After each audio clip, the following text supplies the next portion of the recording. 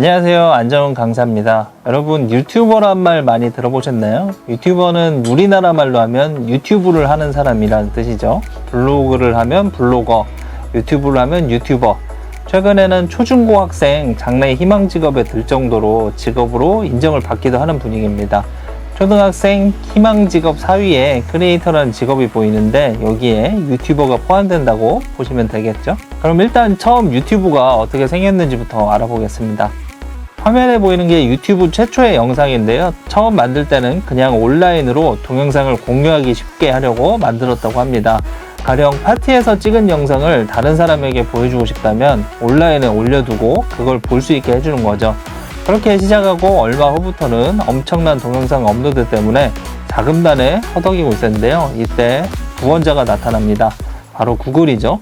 구글은 이때도 이미 검색 엔진 시장을 장악하고 있었는데요. 고속 인터넷이 더 보급되면 이런 동영상 컨텐츠가 대세가 될 거라고 생각한 거죠.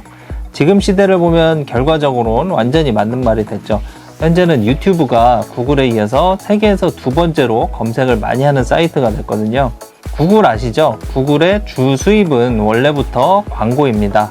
예전엔 글자로 된 광고들을 주로 취급했지만 이제는 영상 광고도 하고 있는데요. 온라인에서 우리가 보는 다양한 광고들 있죠? 배너 광고도 있고 영상 광고도 있고 이런 광고들은 모두 광고주가 구글 같은 회사에 광고를 맡기면 구글은 광고를 인터넷 사용자들에게 띄우고요. 그렇게 광고를 사람들에게 보여주면서 발생한 광고 수입을 크리에이터에게 나눠줍니다. 예를 들면 언론사 기사를 보면 광고가 많잖아요. 근데 뉴스 기사를 보러 갔던 사람이 그 광고를 누르면 해당 사이트에 광고 수입을 지급합니다. 유튜브 보실 때도 광고 많이 보셨죠? 그런 광고 수입들은 영상을 만들어서 올린 사람에게 나눠줍니다. 크리에이터들은 영상을 공짜에 유튜브에 올릴 수 있고요. 유튜브는 그 영상에서 광고를 붙여서 판매합니다. 광고주들은 유튜브에 이때 광고 대행비를 지급하고요.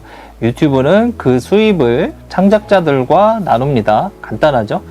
즉 사람들이 유튜브를 이용하면서 광고를 보는 덕분에 유튜브도 돈을 벌고 크리에이터, 유튜버도 돈을 버는 겁니다. 이제 유튜브가 어떻게 돌아가는지, 유튜버가 왜 돈을 받는지 아셨죠? 이렇게 유튜브가 크리에이터들에게 금전적 보상을 지급하니까 많은 사람들이 영상을 더 많이 올리게 됐는데요. 부작용도 일어나게 됐습니다. 아이들이 많이 보는 디즈니 애니메이션에 엘사 같은 캐릭터 같은 걸로 엽기적이고 저질스러운 내용을 만들어서 올린 사람들이 생겨났습니다. 어린아이들은 친숙한 캐릭터가 나오니 별 생각 없이 본 건데 내용들이 너무 더럽고 야하고 그런 거죠. 그래서 세계적인 기업들이 유튜브에 광고를 안 시켰다고 보이콧을 하게 됩니다.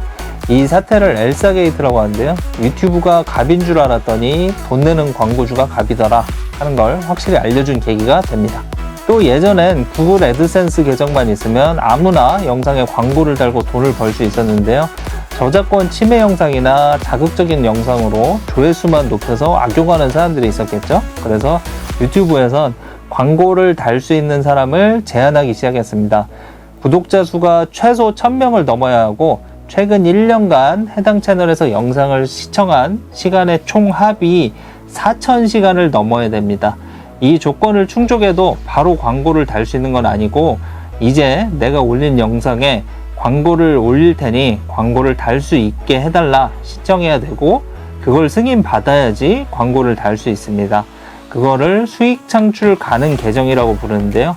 이 조건을 충족하기가 힘들게 되면서 수익 창출이 가능한 유튜브 계정을 거래한 일도 있다고 합니다. 흔히들 구독자가 많으면 돈을 많이 번다고 생각하는 경향이 있는데요. 반은 맞고 반은 틀린 말입니다. 구독자 수가 아무리 많아도 조회수가 낮으면 수입이 낮습니다.